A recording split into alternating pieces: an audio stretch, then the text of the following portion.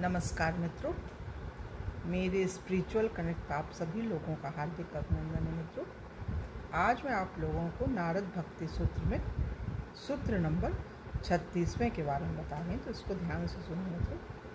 तो चलिए हम सभी मिलकर शुरू करते हैं पढ़ना और सुनना नारद भक्ति के बारे में। नारद ने एक नकारात्मक आदेश दिया है। ऋषि नारद जो हैं उन्होंने एक नकारात्मक आदेश दिया है, मन व इंद्रियों का निग्रह। वे अब मन व इंद्रियों को कृष्ण भावनामृत में संलग्न करने की सकारात्मक पद्धति दे रहे हैं। श्रील प्रभुपाद कृष्ण भावना भावित क्रिया की तुलना एक लोहे की छड़ को आग में डालने से करते थे।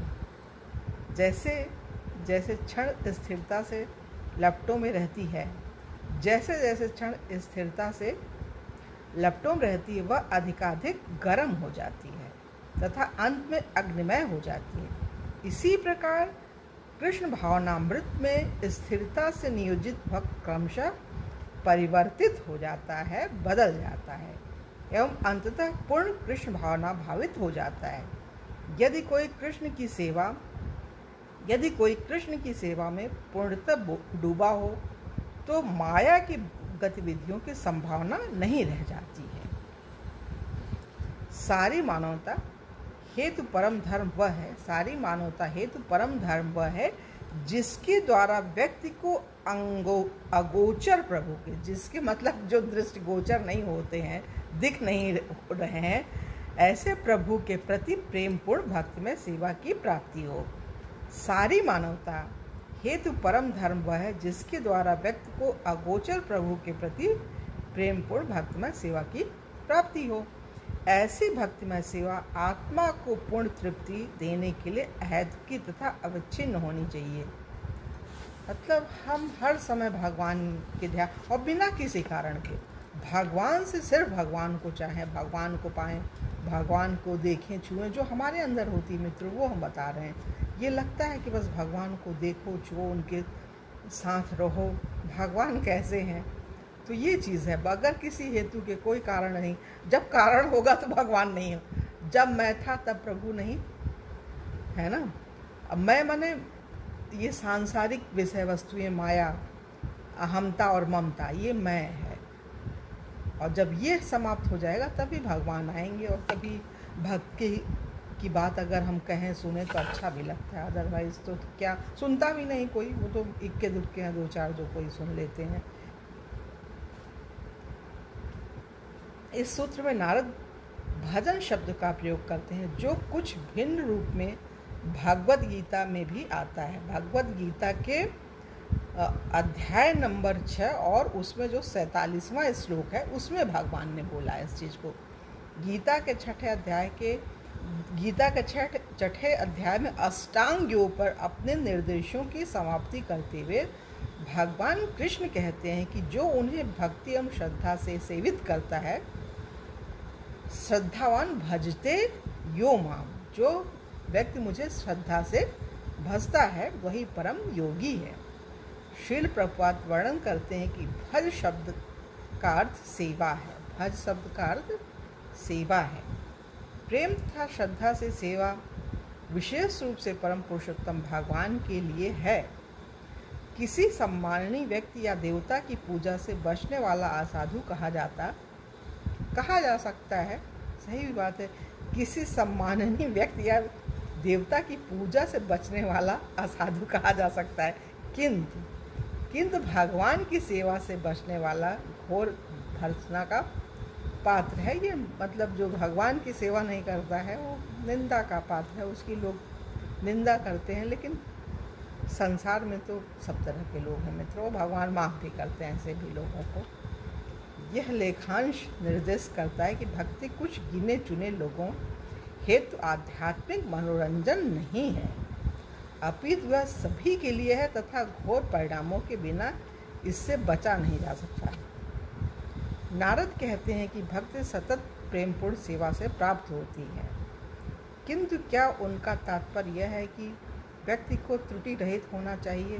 एवं उसे कभी मार्ग में फिसलना नहीं चाहिए। नहीं, ऐसा नहीं। यदि कोई उनकी सेवा में दृढ़ हो तो भगवान कृष्ण त्रुटियों को अनदेखा कर देते हैं। सही भी बात है ये तो। गीता के 9वें अध्याय में वे कहते हैं, यदि कोई घोर जघन्य कर्म भी करे किंतु भक्तिमय सेवा में संलग्न हो तो उसे साधु ही मानना चाहिए, क्योंकि वह अपनी दृढ़ता में ठीक से स्थिर है। फिर भी श्रील प्रभुपाद हमें सतर्क करते हैं कि हमें इस कथन का लाभ उठाते हुए यह नहीं सोचना चाहिए कि हम जानबूझकर भक्तिमय जीवन के नियमों को भंग करके भी भक्त बने रह सकते हैं। मतलब गलती से कुछ हो जाए गलत और पश्चाताप हो तब भगवान माफ़ करते हैं, ऐसे बार बार गलत करने वालों को तो नहीं करेंगे। यहाँ भगवान द्वारा व्यक्त आशीर्वाद यह है कि यदि हम गुरु एवं कृष्ण की सेवा में दृढ़ता से लगे रहें, विशेषतः हरे कृष्ण कृष्ण कृष्ण हरे हरे ये जप द्वारा, तब भगवान कृष्ण हमारी अपूर्णताओं के बावजूद हमें अपने भक्त के रूप में स्वीकार करेंगे। ये बहुत बड़ी चीज़ है मतलब। किंतु कृष्ण भावनामृत में सदैव व्यस्त रहने तथा ऊब जाने अथवा अधीर होने से बचने हेतु ठीक ठीक क्या करना होगा। प्रहलाद महाराज ने भगवत सेवा में पूर्ण संलग्नता बनाए रखने हेतु नवधा भक्ति की शिक्षा दी थी। कौन कौन सी है नवधा में 9 भक्ति, तो इसके बारे में सुनिए। भगवान के बारे में श्रवण सुनना, दूसरा उनके नाम तथा गुणों का कीर्तन, तीसरा उनका स्मरण, उनके पाद पद्यों का सेवन, पांचवा विग्रह अर्चन, भगवान का वंदन छठा है, सातवां है उनका दास बनना, आठवां उनका सखा बनाया, नवा उनके प्रति सब कुछ समर्पण कर देना। जो कुछ है, जितना बुद्धि विवेक शक्ति बल सामर्थ्य गुण पैसा रूप, मतलब जो कुछ भी है समर्पित भाव से हम भगवान की शरण में हो जाएं, तो ये 9वीं भक्ति हुई, उनके प्रति सब कुछ समर्पण कर देना। जबकि इन पद्धतियों में से प्रथम 2 अत्यंत महत्वपूर्ण है, उनमें से कोई एक भी पूर्णता की प्राप्ति हेतु पर्याप्त, मतलब इन 9 में से एक भी हो तो भी बेड़ा पार हो जाएगा, वो भगवान को प्राप्त कर सकता है भक्त जो है। श्री प्रभुपाद लिखते हैं, प्रहलाद महाराज द्वारा प्रवर्तित सभी 9 भिन्न भक्तियाँ जो उन्होंने नारद मुनि से सीखी थी, भक्तिमय सेवा के अनुशीलन है तो आवश्यक नहीं भी हो सकती हैं। यदि भक्त इन 9 में से केवल एक निष्ठा से पालन करे तो वह परम पुरुषोत्तम भगवान की कृपा प्राप्त कर सकता है। ये निश्चित ही ऐसा होएगा, वो कृपा भाजन बनेगा ही भगवान का। 1968 के वर्ष के पूर्वार्ध में मैंने श्रील प्रभुपाद को पत्र लिखा कि मैं यह निर्णय करने में असमर्थ हूँ कि किसी एक समय में कौन सी सेवा करूँ, क्या मैं बर्तन साफ करूँ या हरे कृष्ण जप करूँ। प्रभुपाद ने उत्तर दिया था जो, तो वो सुनिए, ये इसके मतलब लिखने वाले, इस पुस्तक को लिखने वाले जो हैं उन्होंने उनसे प्रश्न किया था। तो उन्होंने क्या उत्तर दिया सुनिए मित्रों। पवित्र नाम जप में तथा मंदिर के बर्तन धोने में कोई अंतर नहीं, इसलिए मंदिर का अन्य कार्य करते हुए तुम चिंतित मत हो। दिव्य क्रियाओं में विविधता होती है, कभी हमें जप करने की इच्छा होती है तो कभी हम बर्तन धोना चाहते हैं। परम स्तर पर इनमें कोई अंतर नहीं है, मतलब इन चीज़ों में कोई अंतर नहीं है। तो मित्रों ये यहाँ पे ये हो रहा है पूरा, ये 36वां सूत्र पूरा हो रहा है, और कल की वीडियो में आप लोगों से 37वें सूत्र के बारे में चर्चा करेंगे। तब तक के लिए जय हिंद, जय भारत, ओम शांति, ओम शांति, ओम शांति।